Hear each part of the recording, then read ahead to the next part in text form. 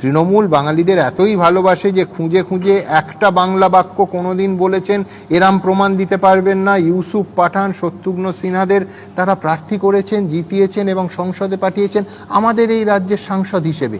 কেন এ রাজ্যে যোগ্য মানুষ কম পড়িয়া ছিল? শত্রুঘ্ন সিনহা যখন বলে যে গোটা দেশে আমিষ নিষিদ্ধ করা উচিত, তখন তৃণমূল কংগ্রেস কেন শত্রুঘ্ন সিনহাকে তার পদ থেকে এবং দল থেকে বহিষ্কার করে না? মমতা বন্দ্যোপাধ্যায় যখন অনুপ্রবেশকারীদের বিরুদ্ধে 2004-05 সংসদ অচল করে দিতেন, স্তব্ধ করে দিতেন, তখনও তো আমাদের দেশের সীমান্ত রক্ষার দায় এবং যাবতীয় দায়িত্ব বিএসএফ এর ছিল।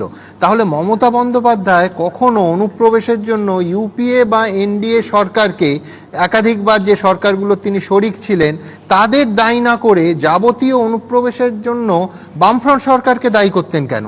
তারও তো তাহলে তখন বিএসএফকে দায়ী করা উচিত ছিল। প্রশ্ন এক। প্রশ্ন দুই, এই বাঙালিকে কে কত ভালোবাসে এটা নিয়ে চমৎকার প্রতিযোগিতা। আমি বলছি যে পরিবেশটা কি ক্রমশ বিষিয়ে যাচ্ছে? তার কারণ একজন তৃণমূল সাংসদ যদি সংসদ চত্বরে দাঁড়িয়ে গুজ্জু বলেন বা অন্য প্রদেশের মানুষকে ছোট করেন, সেটা কি খুব একটা যুক্তরাষ্ট্রীয় কাঠামোর পক্ষে খুব মঙ্গলজনক? আমার তো তা মনে হয় না। জাল ভোটারদের এই যে অভিযোগ, ক্ষমতায় আসার আগে দশকের পর দশক ধরে তৃণমূল কংগ্রেস লাগাতার তুলে এসেছে, ক্ষমতায় আসার পর কোন ম্যাজিকে সেই সব ভুতুরে ভোটার রাতারাতি উবে গেল। এমনই উবে গেল যে সেই তৃণমূল কংগ্রেস এখন দাবি তোলে যে 2024 সালের ভোটার তালিকাকে ভিত্তি করে এসআইআর ছাড়া 2026-এর ভোটার তালিকা তৈরি করতে হবে। অথচ ক্ষমতায় আসার আগে 2009 সালের লোকসভা নির্বাচনে তৎকালীন মুখ্য নির্বাচন কমিশনার এন গোপালস্বামী যখন এ রাজ্যে এসেছিলেন, সঙ্গে সঙ্গে রাজভবনে গিয়ে এবিপি আনন্দের আর্কাইভে তার প্রমাণও আছে, তার সঙ্গে দেখা করেছিলেন স্বয়ং মমতা বন্দ্যোপাধ্যায়। তৎকালীন বিরোধী দলনেত্রী সেদিন তথ্য দিয়ে বলেছিলেন যে শুধুমাত্র দক্ষিণ কলকাতা লোকসভা কেন্দ্রেই 46,000 জাল ভোটার রয়েছে। এর মধ্যে 11,320 জনের নামে একাধিক ভোটার কার্ড রয়েছে। মমতা বন্দ্যোপাধ্যায় সেদিন তথ্য দিয়ে বলেছিলেন শুধুমাত্র যাদবপুর লোকসভা কেন্দ্রে প্রায় 5,000 ভুতুরে ভোটার রয়েছে। যে তৃণমূল ভোটার তালিকার সংশোধনকে তখন অতটা গুরুত্ব দিত, আজ তারা সম্পূর্ণ উল্টো অবস্থান নিচ্ছে কেন? আর ভোটার তালিকা সংশোধিত হলে শাসকের আদৌ চিন্তিত হওয়ার কারণ কি সবসময় থাকে? একটা সম্পূর্ণ উল্টো উদাহরণ দিই। 2006 সালে বিধানসভা ভোটের আগে ভোটার তালিকায় ভূত তাড়াতে রোল অবজারভার নামে একটা পদ সৃষ্টি করে বিখ্যাত আমলা, পরে এবিপি আনন্দের একটা অনুষ্ঠানে নিয়মিত তাকে তার রিটায়ারমেন্টের পরে আপনারা দেখতেন, কেজে রাওকে বাংলায় পাঠায় নির্বাচন কমিশন। তাঁর তৎপরতায় সেবার 9 লক্ষ ভুয়ো ভোটারকে তালিকা থেকে বাদ দেয়া হয়। তৃণমূলের এক নেতা তখন দেখছিলাম আমি আর্কাইভে প্রকাশ্যে বলে ফেলেছিলেন যে এবার বাম বিদায় নিশ্চিত, তার কারণ 9 লক্ষ ভোটারই ছিল সিপিএম এর ভোটার। তো ফলাফল বের হলো, 2006 সালে দেখা গেল রেকর্ড সৃষ্টি করে 235টা আসনে জয়ী হলো বামফ্রন্ট। সুতরাং এই উদাহরণ যখন রয়েছে, তখন অগ্নি পরীক্ষায় বসতে তৃণমূলের অসুবিধে কোথায়? হয়ে যাক দুধ কা দুধ পানি কা পানি।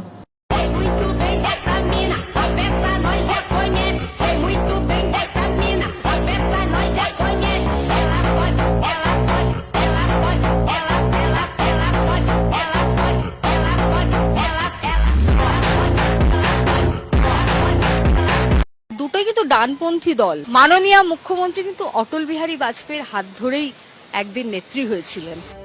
ছিলেন দক্ষিণ কলকাতা জেলা বিজেপির প্রাক্তন সভানেত্রী, বিজেপির রাজ্য কার্যকরী সমিতির বর্তমান সদস্য। শুক্রবার স্বাধীনতা দিবসের সকালে বিজেপি ছেড়ে তৃণমূলে যোগ দিলেন সেই সংঘমিত্রা চৌধুরী। আর দলবদল করেই যা বললেন তা শুনে চোখ কপালে উঠেছে অনেকেরই। যেহেতু বিরোধী, আমরা এক অপরের বিরোধিতা করি, কিন্তু দুটোই ডানপন্থী দল। এটা কিন্তু নয় যেটা বামপন্থী দল। আর মাননীয় মুখ্যমন্ত্রী কিন্তু অটল বিহারী বাজপেয়ীর হাত ধরেই একদিন নেত্রী হয়েছিলেন। আমি কোনোদিন মমতা বন্দ্যোপাধ্যায়কে কোথাও আমার বক্তব্যে, আমার ফেসবুকে, মানে কোনো সমাজ মাধ্যমে কোনোদিন কোনো খারাপ কথা বলিনি, কারণ আমি তাকে সম্মান করেছি। আমরা বিধানসভায় যতই চিৎকার তারা করেন না কেন, ভেতরে ভেতরে সবার সঙ্গে সবার কিন্তু ভালো সম্পর্ক। 5.5 লাখ টাকা কই? 5.5 লাখ টাকাটা কই? 5.5 লাখ টাকাটা কই? 5.5 লাখ টাকা তো দুদিন দাঁড়াবো, সারা 5 বছর ধরে করে দিই। 5.5 লাখ টাকাটা কই? হ্যাঁ এগুলি দিবি টাকা? এখন টাকা দিবি? তাহলে কখন দিবি?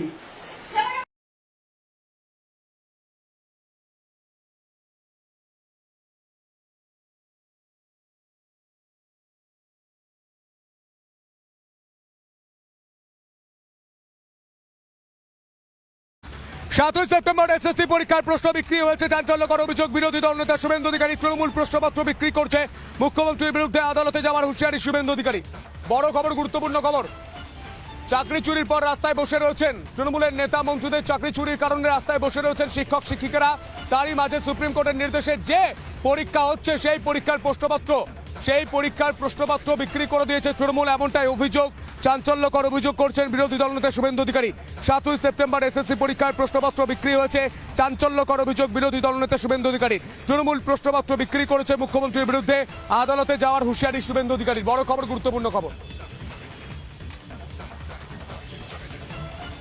আপনাদের আরো একবার জানিয়ে রাখি 7ই সেপ্টেম্বর এসএসসি পরীক্ষার প্রশ্নপত্র বিক্রি চাঞ্চল্যকর অভিযোগ বিরোধী দলনেতা শুভেন্দু অধিকারী কি বলেছেন শুভেন্দু অধিকারী কি অভিযোগ করেছেন শুনবো শুভেন্দুদা চাঞ্চল্যকর অভিযোগ সমস্ত অডিও আছে বলছেন ইয়েস আজকে এক্ষুনি পেয়েছি এই কি সব প্রশ্ন বিক্রি প্রশ্ন বিক্রি হচ্ছে 7 তারিখে একটা প্রশ্ন 50,000 টাকা এই একদম প্রকাশ্যে আনবো অডিও আনবো ভেরিফাই করে নি আনবো চাঞ্চল্যকর অভিযোগ করছেন শুভেন্দু অধিকারী যে প্রশ্নপত্র বিক্রি হচ্ছে যেই জিএসও বন্ধ ছিল মমতা স্বগোষ্ঠী ঢুকেছে ডাইরেক্টর অফ সিকিউরিটি স্পিকার সচিবকে কন্টেম্পটে ফেলবো কন্টেম্প নোটিশ এক্ষুনি পাঠাচ্ছি সোমবার মুভ করছি কমরেড সারা ভারত কৃষক সভা পালদিও দেপাল অঞ্চল কমিটির 11তম সম্মেলন উপলক্ষে সংগঠনের রক্ত পতাকা উত্তোলনের মধ্যে দিয়ে আমরা সম্মেলনের কাজ শুরু করতে চলেছি আমাদের এখন সারা ভারত কৃষক সভা রক্ত পতাকা উত্তোলন করছেন আমাদের এই এলাকার বর্ষিয়ান কমরেড পঙ্কজ দাস আরে স্ট্রং আছে তুমি সেমে তো খেলতে কি করতে সারা ভারত কৃষক সভা জিন্দাবাদ ভারত কৃষক সভা জিন্দাবাদ নেপাল পালভি কৃষক সভা জিন্দাবাদ জিন্দাবাদ